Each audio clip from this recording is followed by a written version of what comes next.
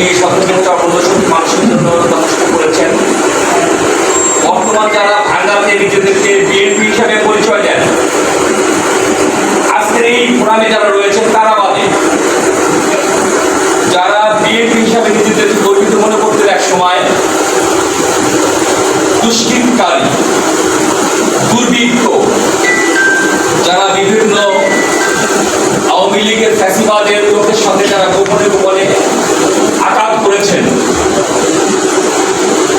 আর যদি একটা মাস শেখ হাসিনা থাকতো তবে তারা হয়তো আর বিএনপি থাকবে।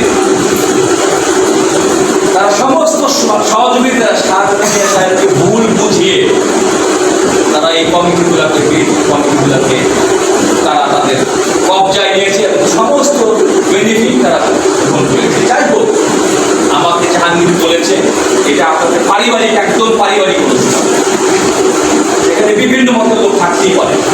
পারিবারিক একটা পরিবারের 5 ভাই 5টা দল, এই জন্য আমি দলের কথা বলবো, আমরা বলতে চাই আগামীতে নেতৃত্ব আসবে, সরকার নেতৃত্ব। আপনারা বাংলাদেশের পালস করতে পারছেন, দেখতেছেন যে অবস্থাটা কি। ৭০ সালের মুক্তিযোদ্ধারা স্বাধীন ছিল, লাঙ্গল জোয়াল দিয়ে এই 2024 সালের ছেলেরা কিন্তু ঢাকা শহর সমস্ত শিক্ষা প্রতিষ্ঠানে অবস্থান করতেছে। কোনো অবস্থাতেই নৈরাজ্য এই বাংলাদেশে গ্রহণ করা হবে না। এই জন্য যারা নির্বাচন করতে চান, আমি দেখেছি, আপনারা কত শুনেছেন আমি জানি না, আমি ব্যক্তিগতভাবে সব জীবনযাপন করার চেষ্টা করি, গরিবের সম্পদ লুণ্ঠন করার ন্যূনতম ইচ্ছা আমার নাই। আমি অ্যাডভোকেট সরওয়ার মিয়ার সিলসিলায় রাজনীতি, আমি শহীদ রাষ্ট্রপতি জিয়াউর রহমানের সিলসিলায় রাজনীতি করতে চাই, আমি দেশনেত্রী বেগম খালেদা জিয়ার সিলসিলায় রাজনীতি করতে চাই।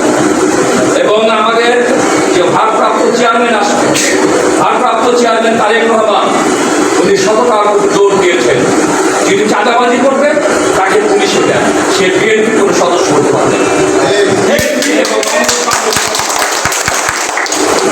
আজকে যারা ক্ষমতায় মস্ত দিয়ে বসার জন্য সেই তথাকথিত গতকালকে যারা পালিয়ে গেছে,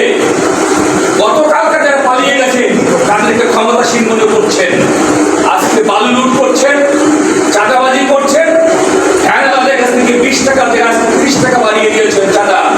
তাদেরকে হুঁশিয়ার করতে বলতে চাই, এমন কোন লোক যদি বিএনপির কর্মী হিসাবে আপনাদের সামনে উপস্থাপন করে ধ্যানের চাঁদা নিচ্ছে, অটোর চাঁদা নিচ্ছে, তাদের বিরুদ্ধে ব্যবস্থা গ্রহণ করবেন। প্রশাসনের যা যা করার দরকার আমি বলবো, আমাকে সাহায্য পাই। আমি ঘামের পয়সা, গরিবের ঘামের পয়সা আমি কাউকে কেটে দিতে চাই না। এই জন্য আমার সাথে আমার বড় ভাই হয়েছে, উনি বলেছেন তোমার যা সহযোগিতা লাগে প্রশাসনিক ভাবে উনি আমাকে বলবেন, উনি এই কথা দিয়েছেন। আমি উনার কথার শুনতে বাংলার মানুষের কাছে আমি আমার এই সংবাদ আমি পৌঁছে দিতে চাই, গরিবের ঘামের পয়সা আমি কোন সন্ত্রাসী চাঁদাবাজি দিতে চাই না। সকলে আমাদের জন্য দোয়া করবে, যে নীতি নিয়ে নেমেছি, যে উদ্দেশ্য নিয়ে নেমেছি, সেই উদ্দেশ্য যাতে বাস্তবায়িত করতে পারি। যদি ফেল করি আমি আর যতক্ষণ পর্যন্ত আমার শরীরে শক্তি আছে, আমার মেধা আছে, আমার এই লড়াই চলবে। আমার অ্যাক্টিং চেয়ারম্যান তারেক রহমান বলেছে, তুমি যুদ্ধ চালিয়ে যাও অন্যায়ের বিরুদ্ধে, চাঁদাবাজির বিরুদ্ধে, দখলদারের বিরুদ্ধে। আমি তাদের বিরুদ্ধে রয়েছি, আমার নেতা শাহজালাল ভাই রয়েছে।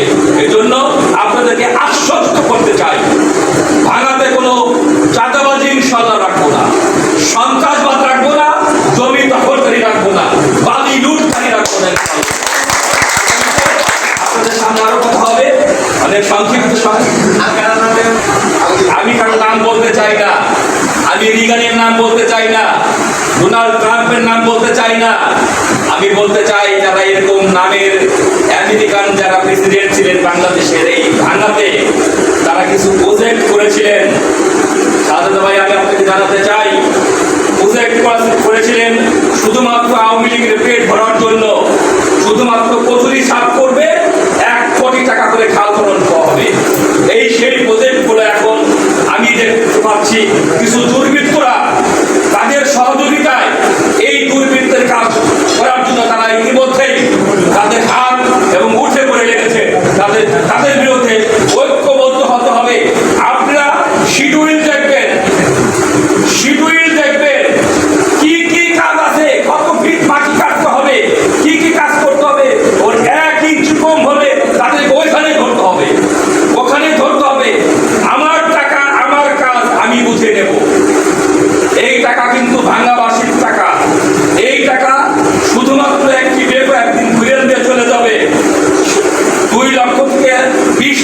টাকার বিল বাজেট পাস হয়ে যাবে, বিল গ্রহণ করবে, কোনো অবস্থাতেই হতে দেওয়া যাবে না।